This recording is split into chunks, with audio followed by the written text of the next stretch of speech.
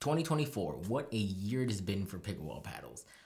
This year, it seemed like it was harder to find a bad paddle than it was a good one.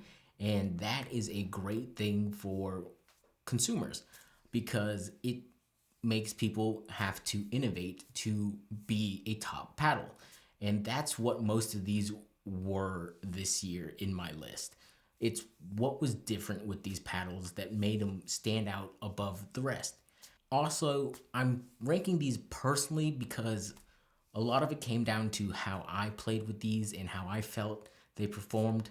But for the most part, it seems like my list is pretty similar to some people's, but there are a couple that differed from other reviewers. And in this list, I'm going to go over a couple different categories, two being control and power. And then I'm going to go over some standard shapes, hybrids, and elongated. And in general, these are going to be more of the all-court type paddles with some in between, with some leaning power, some leaning control. And then at the end, I'm going to give you my personal top 3 paddles this year. So let's start off with the number 3 paddle in the control category, which is the Bread and Butter Fat Boy. This is a standard shape paddle that comes in a 16 millimeter core thickness. It has a swing weight of 110 and a twist weight of 7.26. It has a carbon fiber and Kevlar layup. This paddle just felt very soft. There was a little bit of pop, but not that much power. The spin was decent, and what really made this paddle good for control was the sweet spot. This thing's sweet spot was huge. It was just a plush and easy to use paddle. Dinks and resets with this were super simple, but you can get this paddle for $161.50 with code kevknows. I will leave everything linked down in the description so it's easier for you guys. So number 2 on the list is the Neonic Flare titanium version.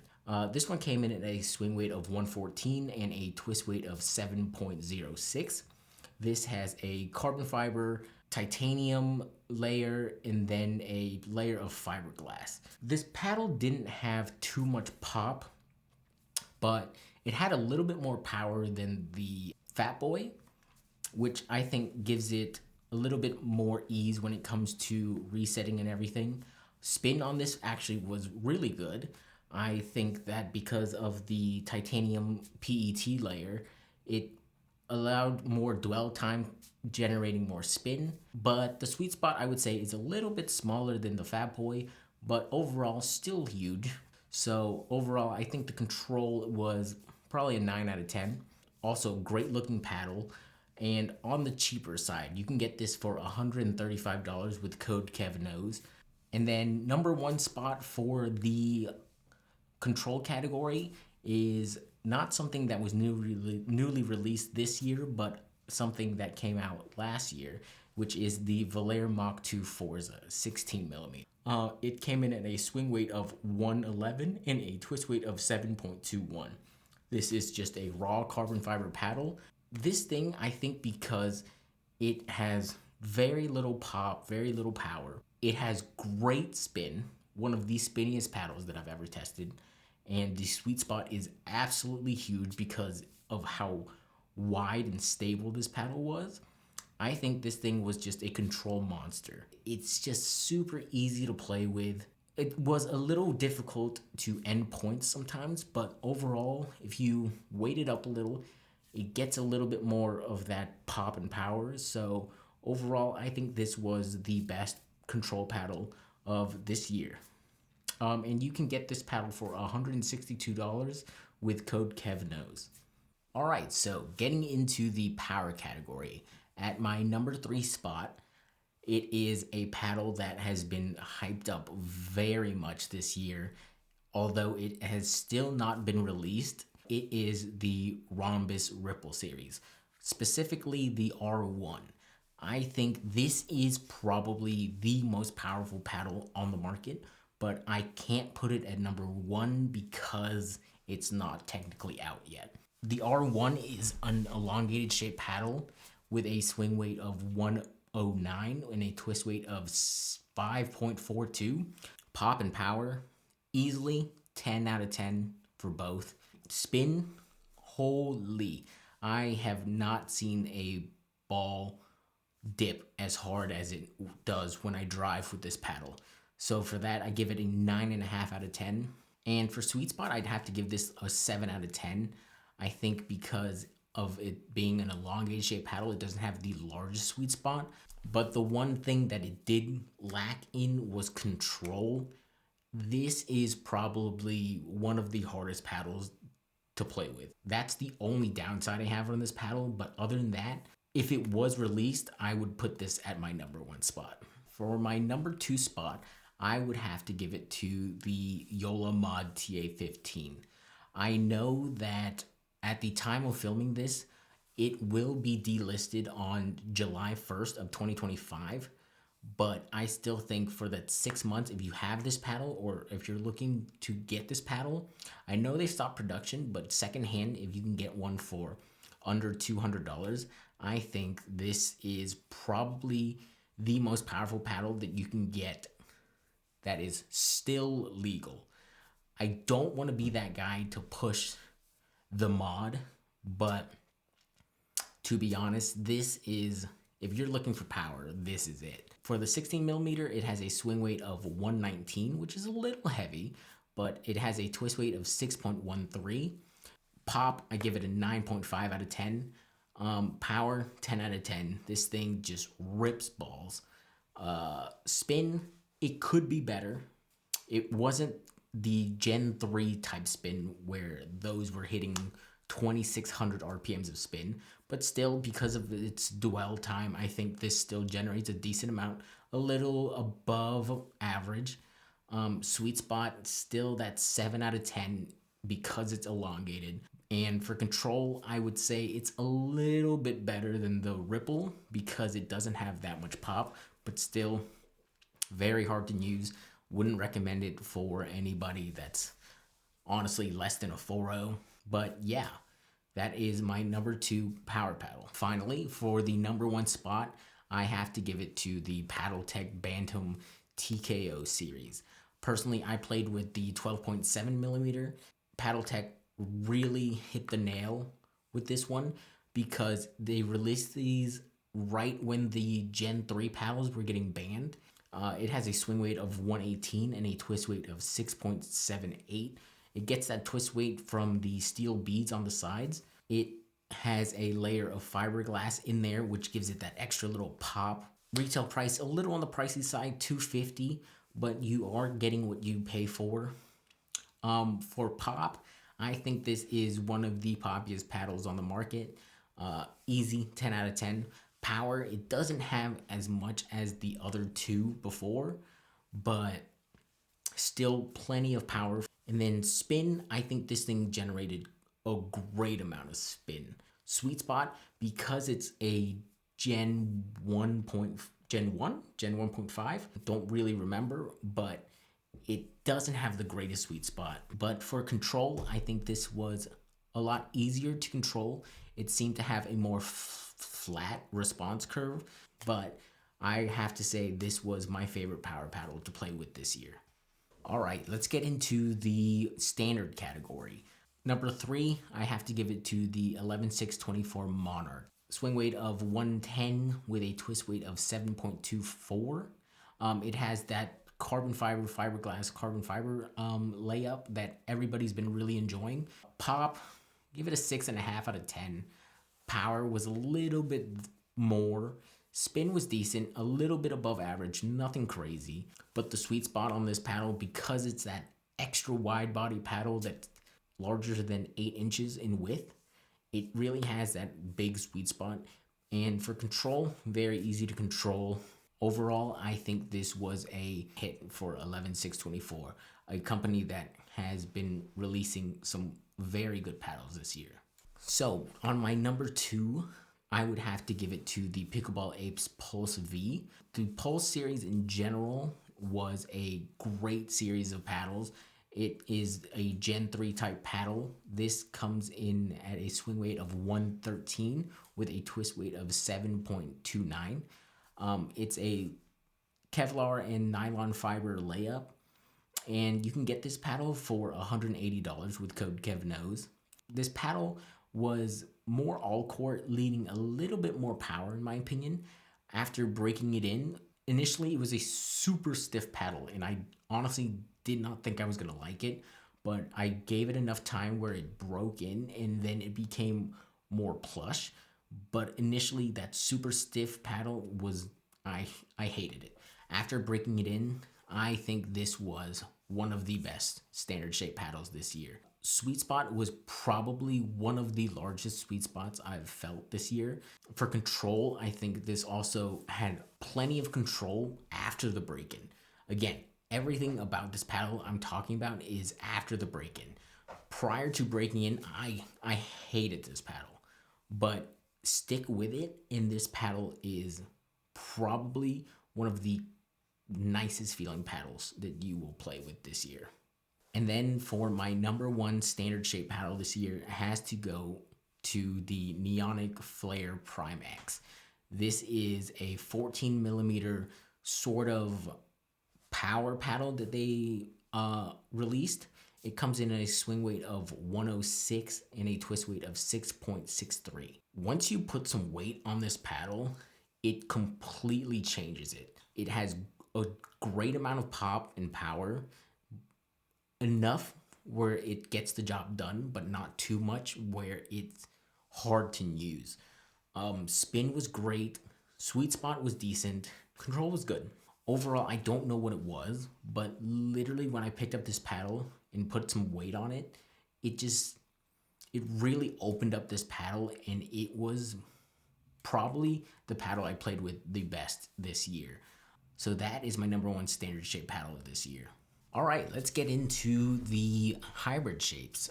So for my third place spot in the hybrid category, I have to give it to the Bread and Butter Invader.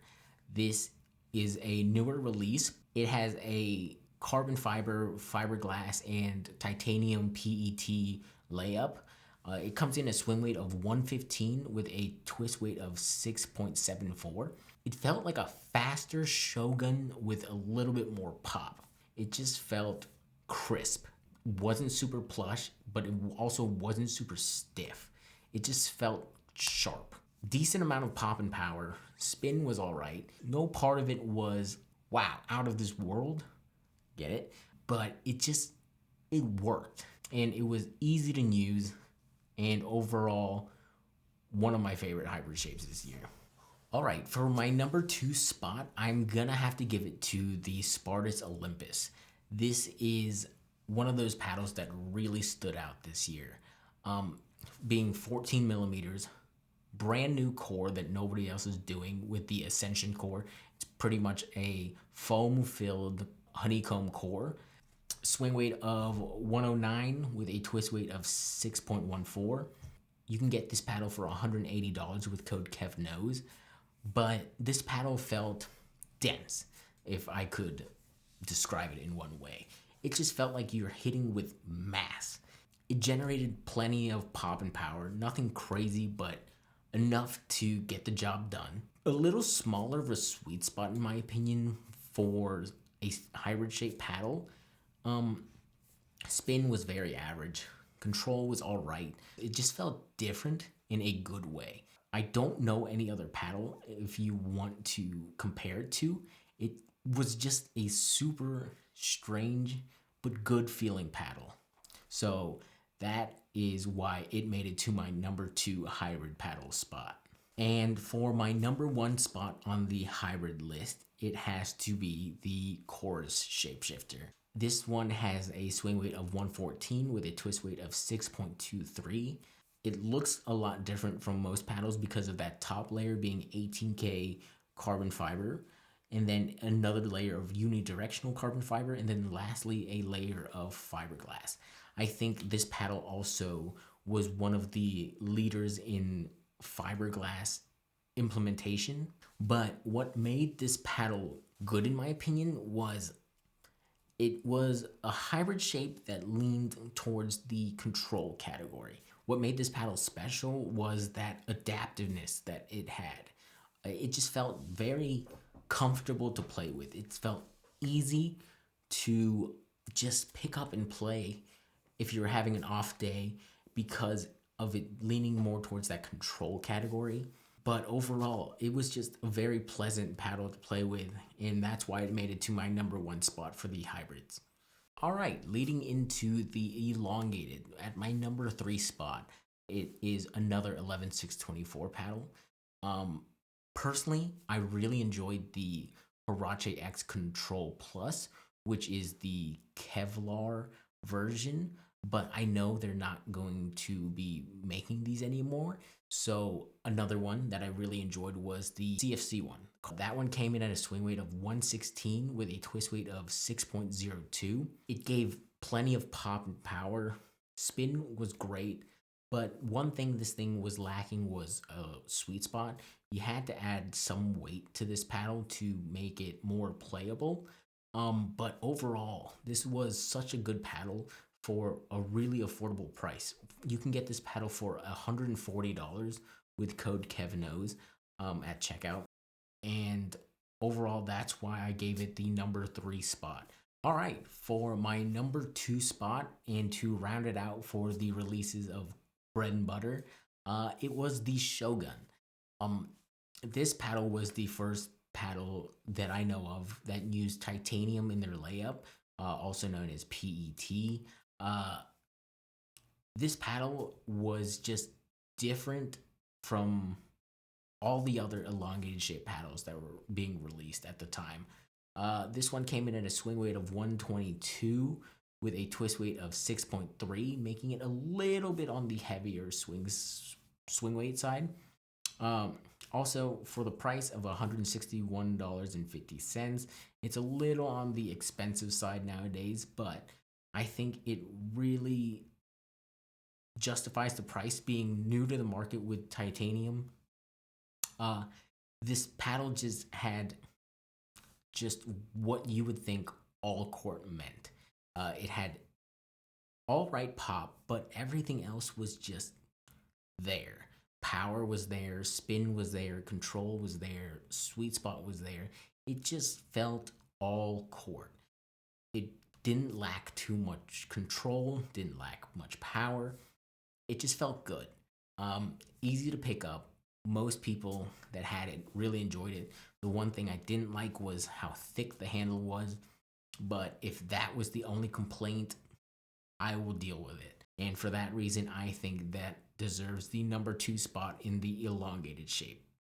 And then for the number one spot, I have to give it to the PaddleTech TKO again. This was also my number one power paddle. And in the elongated shape, I didn't find anything else that played like this paddle. It just felt right.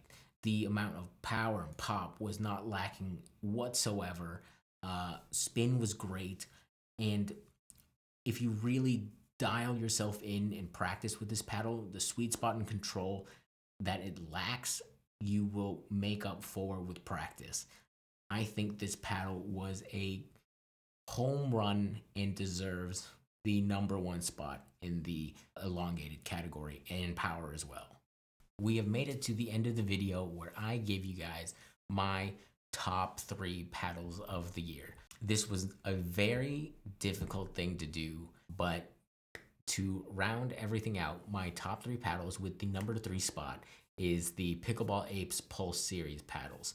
Generally speaking, I'm talking more of the V and the S shape. The E was not a fan of. I'm going to present to you guys the Pulse S because I already put the Pulse V in the standard shape, but either one of these paddles was amazing. The Pulse S came in at a swing weight of 116 and a twist weight of 6.28. It is $180 with code kevknows. Before breaking in, super stiff, super unenjoyable to play with, but after the break-in, it became such a nice feeling paddle.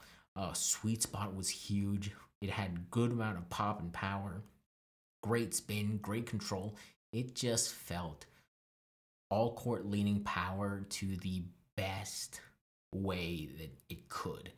If you're looking for that little bit of extra power but don't want to go full power, this is the paddle for you. And that is my third spot in my top 3 paddles this year. All right, so the number 2 spot was, in my opinion, the Neonic Flare Prime X. This was also my number 1 paddle for the standard shapes. This paddle just felt so right. There wasn't another paddle that I played better with this whole year. The right amount of pop and power with the large sweet spot of the standard shape, fast in the hands, stable. It just felt so right to me. It is still my main paddle that I use to this day. This paddle was crisp, easy to play with. You picked it up, you knew what was going to happen. Again, it's that flat response curve that I really enjoy. It just felt great. Don't know what else to say about it other than for the price. I think this is probably one of the best paddles of the year. If you're leaning more all court to the poppier side, I wouldn't say power, more pop side, this is a great paddle for you. And for the number 1 paddle of the year, you probably guessed it. It is probably everybody else's number 1 paddle of the year. It is the Honolulu J2K. And for the price of $140, I just don't think you can beat it. I think this paddle provided all right pop and power, great spin. I wouldn't say this paddle exceeded in any category, but it was just easy to use. For that reason, I give the J2K the best paddle of the year. For the most part, I carry this paddle around with me all the time because if I'm ever having a bad day, I always go back to this, and that's why it's the number 1 paddle this year. And so that wraps it up with my top paddles of 2024. If you guys think I missed any paddles, leave a comment down below. Let me know what you guys really enjoyed. Let me know if you guys agree with my list. But please remember to like and subscribe. Hopefully in 2025, I will be on a more consistent upload schedule. But subscribe and you will be notified the next time I post a video. But other than that, I will catch you guys in the next one.